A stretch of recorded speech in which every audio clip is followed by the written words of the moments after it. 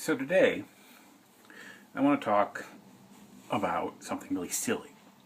I'm a long-time Star Trek fan, and especially the spin-off series Deep Space Nine, which was, perhaps for me anyways, the best Star Trek series, at least storytelling-wise. And over the years, there have been a lot of people hated Deep Space Nine. It was I always called it the red-headed stepchild of the franchise. And it got a lot comparison to another TV series that started 20 years ago, because both Deep Space Nine launched 20 years ago in January. And there was another one called Babylon 5. And basically Babylon 5 and Star Trek Deep Space Nine had they shared some similarities to them. Both were set on space stations with, various aliens coming to visit them and occasionally going off and doing things. Right from the start, however, Babylon 5 was a 5-year story arc. This is the one creator J. Michael Straczynski created. I hope I pronounce his last name right. Created. He had a 5-year story arc. Deep Space Nine did not, mostly because Paramount was shy on doing any type of serialized storytelling.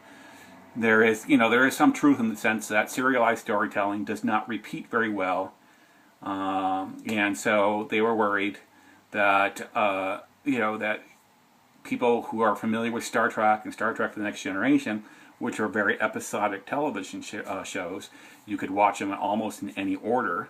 Even though TNG still had some arcs to it.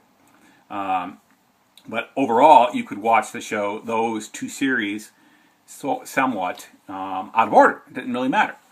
And so Deep Space Nine was sort of resistant to that, mainly because the producers, which was Paramount, said no. And so they stuck with the sort of episodic episode stories. And every once in a while they would revisit some storylines.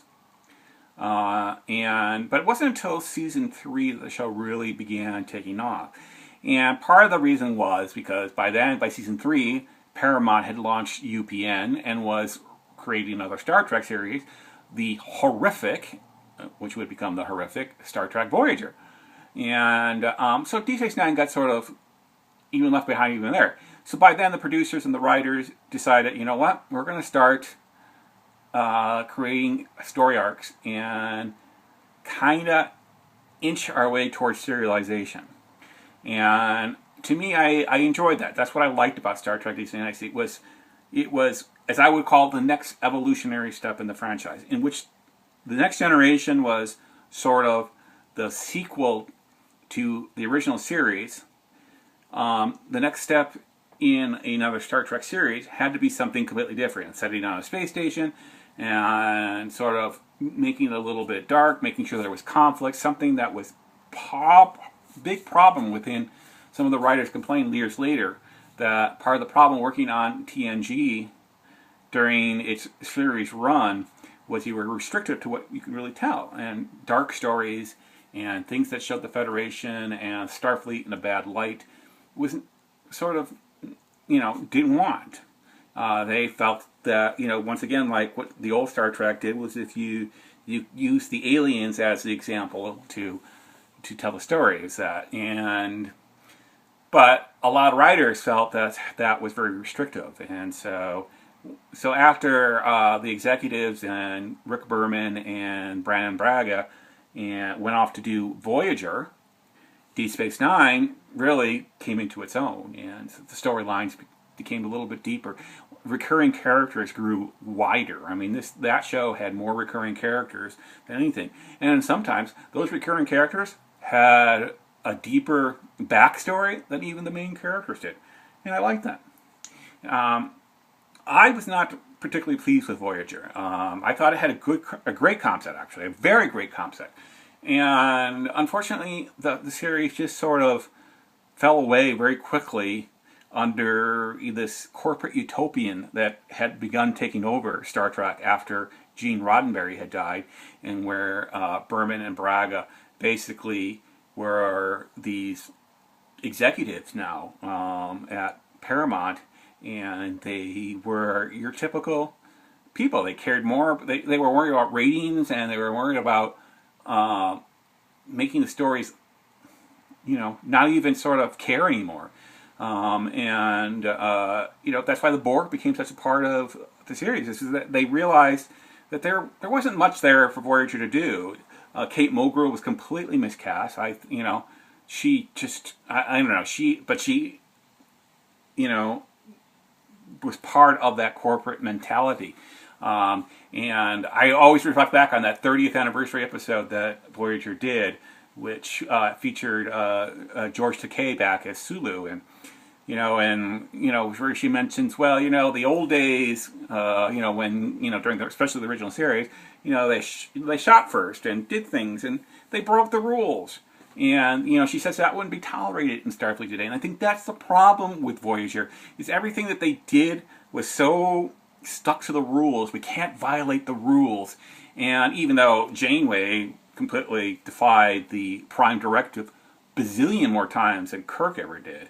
But that's not the point. The point matter is that the show became so stuck in its mire of being, not wanting to be different, and because it became episodic, and because it was a show you could watch anytime, it just became no interest, and the characters never grew from each episode, and each episode did not impact the next episode the way they did on DS9 eventually, and that's what I liked about that. And so Voyager was just a rambling show that just never filled me with any sort of joy. I felt the series was completely joyless. I felt the humor was forced. The acting was horrendous, and completely, and I think, Kate Mulgrew was part of that problem. And, same thing that happened with Enterprise eventually, too, down the line, where a show that completely miscast its main character of Scout Bakula, and then, of course, it just ruined it even more. But it's not, and I don't want to sound like this anal retentive fan. I just think that if you're going to do a sequel series, and something and spin-offs, that it should always be the spin-off should be the next evolutionary step within that franchise. Doing a spin-off because you can is just like in Jurassic Park, where Malcolm says, just because you can create dinosaurs doesn't mean you should. Just because you can create a sequel to Star Trek or a spin-off doesn't mean you should. And maybe if you're going to do it, you should think about all this stuff. And then now this all goes back, and I'm going to twirl back to a comment J.J. Abrams apparently made about the Star Trek franchise, at least in the movie-wise, that everything that sort of came before is shouldn't be considered, because he is the guy who brought Star Trek back into the mainstream. And while Abrams is probably a prick, I'll give it to him, because he's at the height of his powers at Hollywood right now. He's this big producer. And now a director, and he can, he's doing the Star Wars movies. So, but the fans are, the really hardcore fans are like all upset, up in arms about this, and it's like, really, what you really should be thinking about, not about J.J. Abrams and his, arrogant perceptions. Look back at what happened with Voyager and Enterprise, and look at the two people I personally hold responsible for what happened to the franchise, which is Rick Berman and Brian Braga. They completely ruined it, and they made it, in an easy bake oven type of series. Where DS9, with its writers such as Ira Stevenberg, Renee Echevarria, and Brian Fuller, and Ron Moore, all these people, they created a series that looked at the human element, something that Michael Piller always said.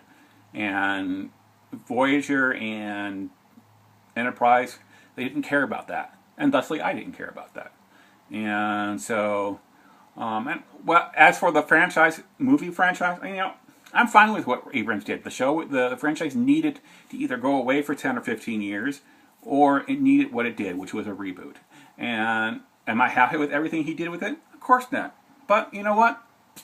I can live with it, because there's enough in there that I did like, and I'm looking forward to the next movie that comes out. And So I'm anxious, and we'll see. But I just think again, because I got to this, is as much as a Star Trek fan as I am, I have a healthy obsession with it. And I think there's too many people out there who think way too far into this and see way too much into it than it really is. And so they get a little obsessive. And so even though I worked on a web series called Star Trek Hidden Frontier, but still. Anyways, that's it.